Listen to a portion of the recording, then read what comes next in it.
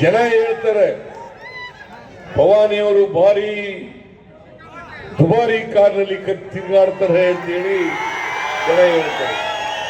ಆಮೇಲೆ ಇವರು ರಾಜಕೀಯ ಮಾಡೋದು ದೇವೇಗೌಡರು ಮತ್ತು ಅವ್ರ ಕುಟುಂಬದ ರಾಜಕಾರಣ ಮಾತ್ರ ಮಾಡ್ತಾರೆ.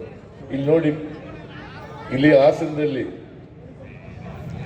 ದೇವೇಗೌಡ ರಾಜ್ಯಸಭಾ ಸದಸ್ಯರು, ರೇವಣ್ಣ MLA, ರೇವಣ್ಣನ ಮಗ ಪ್ರಜ್ವಲ್ ರೇವಣ್ಣ MP, ಇನ್ನೊಬ್ಬ ಮಗ MLC, DCC ಬ್ಯಾಂಕ್ ಅಧ್ಯಕ್ಷರು, ಮಿಲ್ಕ್ ಯೂನಿಯನ್ ಅಧ್ಯಕ್ಷರು, ಶುಗರ್ ಫ್ಯಾಕ್ಟರಿ ಅಧ್ಯಕ್ಷರು, ಬಾಲಕೃಷ್ಣ MLA. ಮತ್ತೆ ಏನು ಒಂದು ಕುಟುಂಬದವರೇ ಇರ್ಬೇಕಾ? ನೀವ್ಯಾರು ಇರಬಾರದ? ಇವ್ರ್ಯಾರು ಇರಬಾರದ?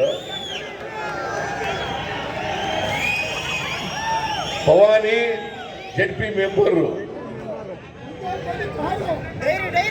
ಈ ತರ ಒಂದು ಕುಟುಂಬದ ರಾಜಕಾರಣಕ್ಕೋಸ್ಕರ ಸುಳ್ಳು ಹೇಳ್ಕೊಂಡು ತಿರುಗಾಡ್ತಾ ಇದ್ದಾರಲ್ಲ, ಅವ್ರಿಗೆ ತಕ್ಕ ಪಾಠ ಕಲಿಸ್ತಕ್ಕಂಥದ್ದು ನಿಮ್ಮ ಕೈನಲ್ಲಿ ಇದೆ.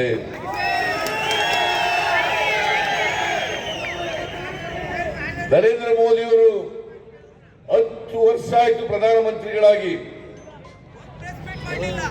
10 ವರ್ಷಗಳಲ್ಲಿ ಏನಾದ್ರು ಕೊಟ್ಟ ಮಾತಂತೆ ನಡ್ಕೊಂಡಿದ್ದಾರ?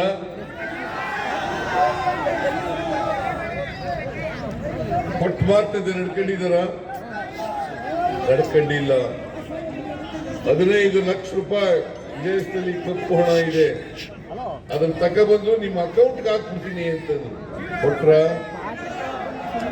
ಯುವಕರಿಗೆಲ್ಲ 2 ಕೋಟಿ ಉದ್ಯೋಗ ಪ್ರತಿ ವರ್ಷ ಸೃಷ್ಟಿ ಮಾಡ್ತೀನಿ, ಯುವಕರಿಗೆ ನಿರುದ್ಯೋಗ ಸಮಸ್ಯೆ ಬಗೆಹರಿಸ್ತೀನಿ, ಉದ್ಯೋಗ ಕೊಡ್ತೀನಿ ಅಂತ ಹೇಳಿದ್ರು.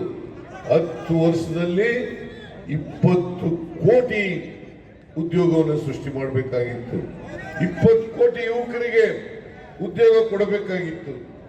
ಆದರೆ ಪಾಪ ಆ ಯುವಕರು ಕೆಲಸ ಕೇಳಿದ್ರೆ ನರೇಂದ್ರ ಮೋದಿ ಅವರು ಏನ್ ಹೇಳಿದ್ರು ಗೊತ್ತಾ? ಏನ್ ಹೇಳಿದ್ರು? ಪಕೋಡ ಮಾರಕ್ಕೆ ಹೋಗಿ, ನೀವು ಉದ್ಯೋಗ ಕೊಡ್ಲಿಕ್ಕೆ ಆಗಲ್ಲ, ಪಕೋಡ ಮಾರಕ್ಕೆ ಹೋಗಿ ಅಂತ.